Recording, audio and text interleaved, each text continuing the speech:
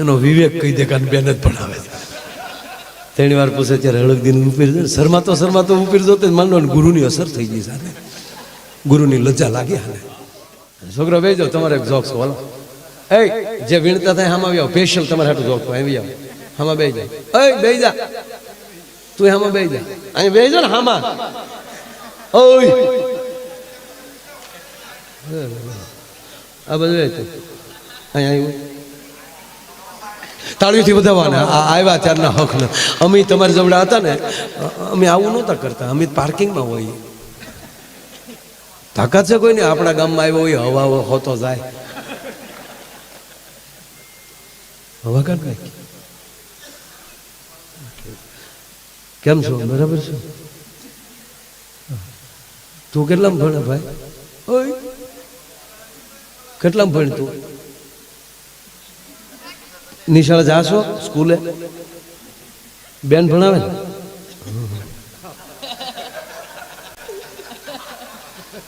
એનો વિવેક કહી દે કે બેન જ ભણાવે છે. ત્રણ વાર પૂછે ત્યારે હળગદીને ઉપીર જાય. શરમાતો ઉપીર જોતો માનો ગુરુની અસર થઈ ગઈ સાથે ગુરુની લજ્જા લાગી હાલે. પૂછો ને તારું નામ શું? દીપક પરમાર. કેવું હળગદીને બોલ્યો. પૂછ્યું હું નામ તારું? પૂરો સાહેબ ભણાવતા હોય ને ભાઈ. એક જગ્યાએ તો સાહેબ ભણાવતા હુઈ ગયા. સાહેબ ભણાવતા હુઈ ગયા. ટક્કર લઈ ગયા. પેલું ધોરણ હતું સાહેબ હુઈ ગયા.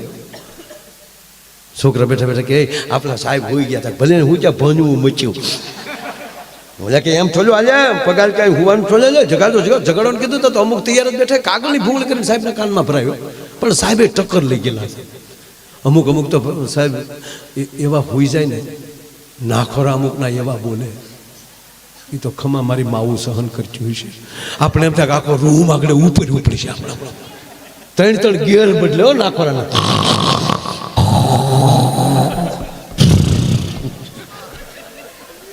ત્રણ ગેર બદલતા અને સાહેબે હમણાં ખુરશીમાં ગોટો વળી ગયો.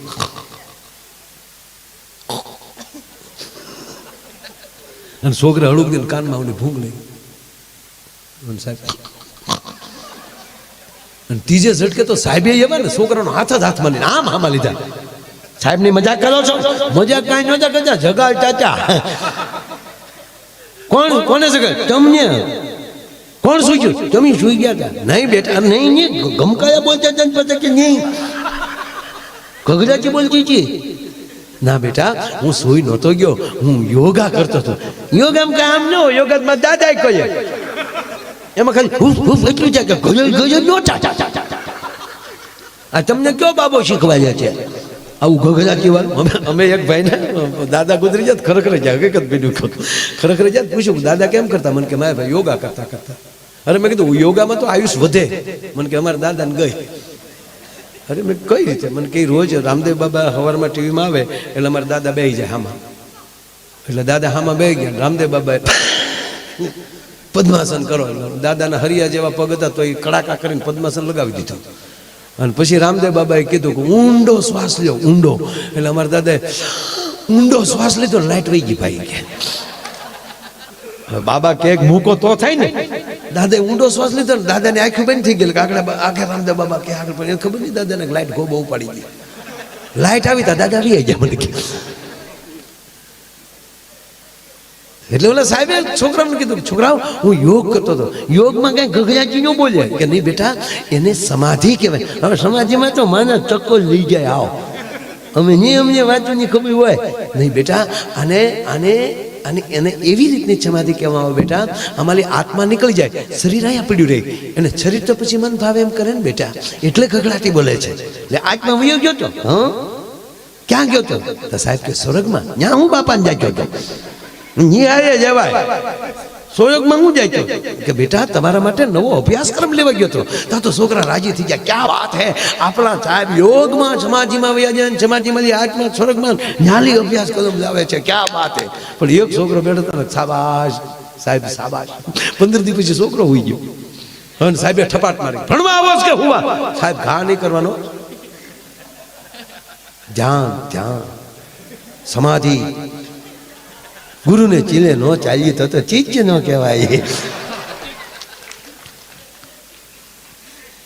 ક્યાં ગયો હતો? ગુરુને કે દે છરકમાં સાહેબને શું આગળ પૂછું ને તાટીએ ચડી જાય. ત્યાં શું જોયું તે? સાહેબ અમને ખબર હવે પછી હું કામ જોઈ જા ચાચા ન્યા અભ્યાસ કદમ ન હોય.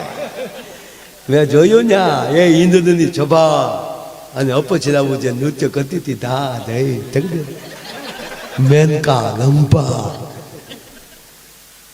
સાહેબ કે કરી આ તો સાહેબ ને ચૂક આ તો મારી પેલા આગળ તે છોકરી ને કાંઈ નહીં મને ઇન્દ્ર મહારાજ જોઈ ગયા ને બોલાવ્યો અહીંયા. શું કામ આવ્યો? પૂછવા. હું અમારે સાહેબ આવે અહીંયા? હું કીધું ખોટો છે અહીંયા કોઈ આવતો નથી. સાહેબે તે તો ભણાવવાનું બેન કરીને જિલ્લા ટ્રાન્સફર લઈ લીધો. અહીંયા નથી ભણાવે. કહેવાનો સુર છે સાહેબ કે જા કંઈક બીજા માટે કંઈક કરવાની જેનામાં તેવડ હોય. ભજન કેવું અંદરથી ઈર્ષા વહી જાય ત્યારે માનજો તમને ભજન અડી ગયું છે. જીને દીઠે મુજા નેણા ઠરે મારું જા પીડો દુકા. એક નાની વાત કહી કારણ કે મેં વાતમાં હવા કલાક જીકી નાખી. ઘડિયાળને તો આમ ઊભી રાખી દઉં ટક્કર લેવડાવી દઉં છે. ચાલો ભાઈ માછલીની આંખમાં ડૂબકી મારવાની તેવડ ધરાવું છું યાર.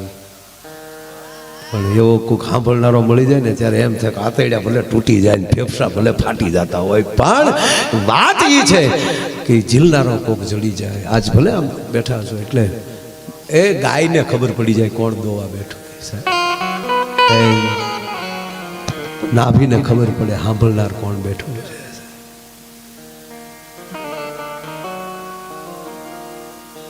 અંદરથી ઈર્ષા વહી જાય. યાદ આવ્યું એટલે કહું પ્રસંગ છે ને ક્યાં ગયા ફરમાઈશ કોને કરી હનુમાનજીને ફરમાઈશ કરી પ્રદીપભાઈ ફરમાઈશ લઈ લો. ઇન્દ્રની વાત આવી ને એટલે લઈ લો સાહેબ. બરોબર મહાભારતનું યુદ્ધ પૂરું થઈ ગયેલું. ના પછી મહાભારતમાં ગોતતા નહીં ક્યાંય. આ પાછા બધા ગોતે પાછા. મહાભારતનું યુદ્ધ પૂરું થઈ ગયું. ધર્મરાજ યુધિષ્ઠિર ગાદીએ બેસી ગયા. બરોબર જેવી રીતે ભગવાન રાઘવ ગાદીએ બેઠા ત્યારે આ પરિસ્થિતિ થઈ. ભગવાન રાઘવ ગાદીએ બેસી ગયા એટલે રામરાજ એને જ કહેવાય હવના વિષયનું હવ કામ કરે, એકાબીજીને સપોર્ટ કરે. ગામમાં સરપંચ લાયક હોય ને છે સરપંચ થાય હંથા ફોર્મ ન ભરે. ચૂંટણી આવે તો 21 જણાએ નવી સોવણી હીવડાવી હોય. સરપંચમાં 21 આમાં જે ઊભું એવું છે વાડીએ ઉભો રહે રોજ ઉઠકાય. તો વાડીએ ઉભો રહીશ ને તોય રોજ નહીં આવે. ખબર પડી જાય કે મારો મોટો ભાઈ ઉભો છે. હા જેનામાં કંઈક કરવાની તાકાત હોય એને આગળ કરો. સારી વ્યક્તિઓને આગળ લાવો. અમારે એ થવું છે.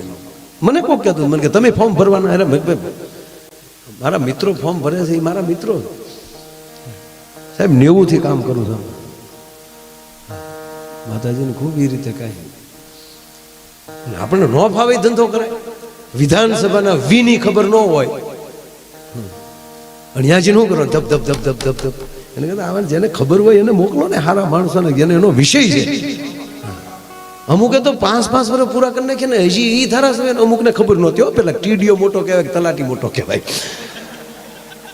મારા મેં જોયેલા છે આ તમને 25 વર્ષ પહેલાની વાત કરું. નામ સાથે કહું પણ નો નામ દઉં. મારા મને મળી જવું ક્યાંય ટીડીઓ આવતા કે આવ્યા ટીડીઓ તલાટી મંત્રી આવતા તો ઊભો થઈ જાય. આવો મંત્રી સાહેબ આવો. એને એમ જ તે કે 2 જ મંત્રી હોય, એક અહીંયા ને એક ગાંધીનગર. એ બેની પહોંચ સારી વસ્તુ છે. અધિકારીઓને માન આપે.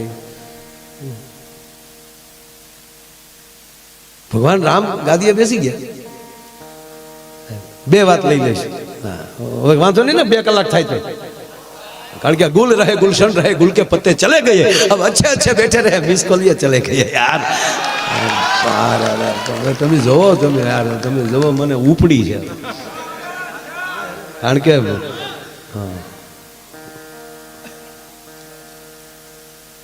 ભચાઉમાં સેન્ટિંગના સામાન ઉતારવા આવતો હતો. આઈ સર 6158 લઈને છે.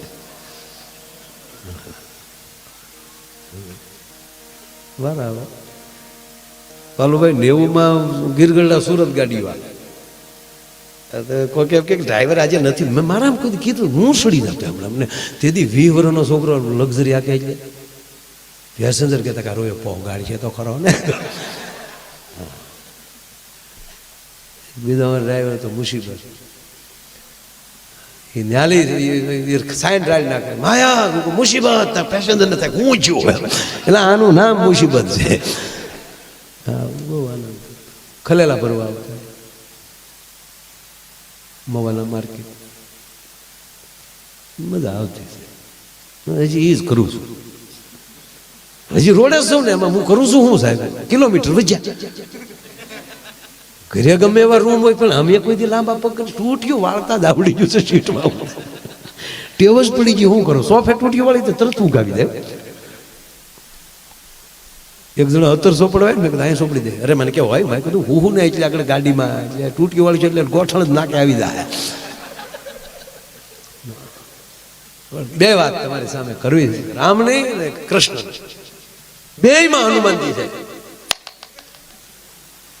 કૃષ્ણ ભગવાનમાં તમે જોયું કદી કૃષ્ણ અવતારમાં હનુમાનજી ધીંગાણું કર્યું એવું હે કોઈ દી નહીં. જો તમે કૃષ્ણ સામે કરાવું હું ન કરાવી હું હમસો રામ ને હનુમાનજી કોઈ બાજ્યા હે જોવો તમે આગળ જો હું તમને યાર આગળ જોવો શું થાય. અને આ પછી સિક્કા મારીને વાતું હશે તમે એમાં કાંઈ ગાંડા નથી ને પછી કોઈક ટુકડા કાઢીને મૂકી દે અને મારો નાક પોગે. કાલુભાઈ મારી જિંદગીમાં અભ્રષ્ટ શબ્દ નીકળે નહીં કોઈ દી કારણ કે શિવ નહોતો આપ કેટલા વર્ષ થઈ ગયા મારું શ્રાવણ મહિનો આખો અનુષ્ઠાન કરતો 7 લાખથી વધારે આહુતિ પડતી વ્યાળ છે. માણસો લખીને મોકલે માયાભાઈ શિવનું કૃષ્ણનું અપમાન કર્યું. તમે આજુબાજુનું કાઢી નાખ્યું છે કાંઈ કે હેતુ શું હોય એનું ખબર મળે રામ જાણે તો એનું